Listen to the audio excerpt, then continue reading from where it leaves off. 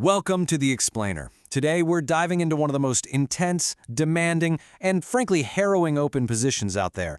But we're not going to look at this through the usual romanticized lens of family duty or love. Nope, we are putting on our corporate HR hats today. We are doing a strict occupational health review of a very specific hybrid role, the unpaid family caregiver.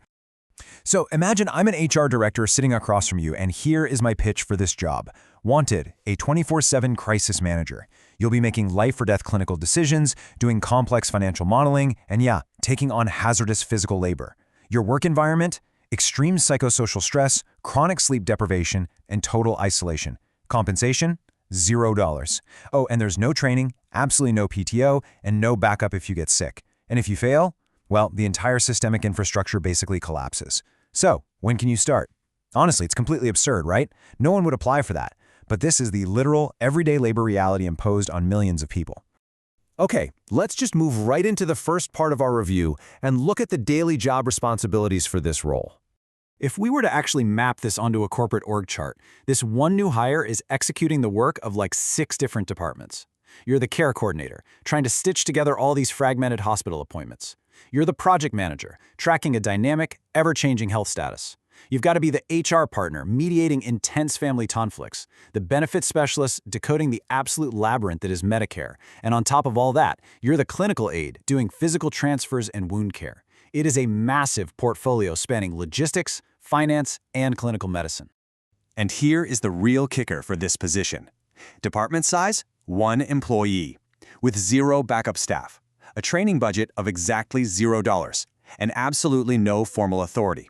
You literally learn by improvising, usually right after a massive shock event, like a sudden stroke. And yet, you are held completely accountable for the outcomes, despite having literally 0 authority over the doctors or insurers whose cooperation you desperately need. All right, let's transition over and talk about the compensation package and the required hours for this role. Now you might be wondering, what is a hybrid role of this magnitude actually worth out in the real world? About $150,000.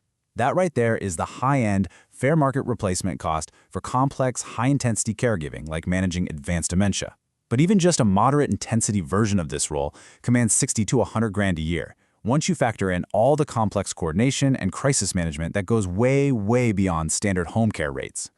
But the actual base salary you take home? $0. That's right. Despite performing 6-figure labor that quite literally anchors our entire healthcare system, your financial compensation is 0. In fact, it's worse than 0 because it actually costs you money. You're constantly paying out of pocket, and you're usually forced to cut back your own working hours, miss out on promotions, or just exit the workforce entirely, which absolutely tanks your own retirement savings.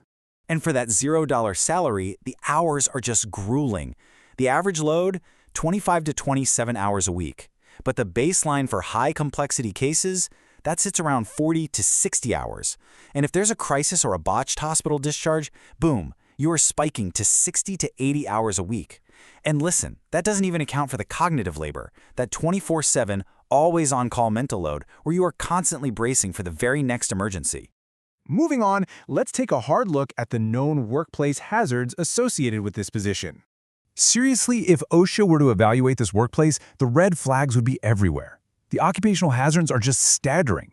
Physically, you're looking at musculoskeletal injuries from lifting patients, chronic fatigue, and in heavily burdened groups, a literal increase in mortality risk. Mentally, carrying that chronic, high-stakes responsibility with 0 control drives severe depression, anxiety, and burnout. The CDC literally classifies this as a public health issue simply because the job physically and mentally breaks people. And what makes all these hazards so much worse is something called role captivity. Look, in a terrible corporate job, you just hand in your 2 weeks' notice and walk away. But here, an adult child suddenly becomes a parent to their own parent. A spouse becomes a quasi-clinician. You are trapped in this highly demanding role that you never fully chose, and because someone's actual life is on the line, you cannot safely leave. You're stuck. So we have to ask about structural management failures. Why is the system completely failing its most vital workers? Why does corporate management, which in this case is our highly fragmented U.S. healthcare system, leave its absolute most crucial employees entirely unsupported? Well, a quick root cause analysis shows it's basically broken by design. First, assistance is totally fragmented with incredibly weak coordination. Second, the system has zero accountability for caregiver outcomes. Third, our system is built for acute, episodic illness, fixing a broken arm, not managing long-term chronic decline. And fourth, historically, the system just assumes families are going to absorb all this immense labor for free, basically tossing them a 1-800 hotline pamphlet instead of providing any actual, ongoing operational support. In this management failure, it absolutely destroys the bottom line. Because when the caregiver becomes totally depleted, patient outcomes just plummet. A collapsed, burned-out caregiver leads directly to medication errors, skyrocketing hospital readmissions, and premature institutional placement. Basically, when this unpaid workforce collapses, the entire care structure fails right along with it. Let's pivot and look at how other systems handle this. Think of these as international corporate branches with far better benefits packages. Now, no system is perfect, but other high-income nations actually officially recognize this labor. The UK provides legal recognition and a carer's allowance. France and Belgium, they offer protected leave. The Nordic countries rely on really strong municipal support networks. And places like Japan and Germany use long-term care insurance models. The big difference is they treat the caregiver not as some expected family sacrifice, but as an entity that requires actual rights, pension credits, and normalized support entitlements. Now, the U.S. is slowly, very slowly, starting to adapt. The national strategy to support family caregivers is definitely an important first step, mostly because it finally, officially recognizes caregiver burden as a structural national policy issue, rather than just a private family matter you deal with behind closed doors. But access to these programs is still highly fragmented and super uneven depending on where you happen to live. So the crucial takeaway here is this. We absolutely must fundamentally transition our viewpoint.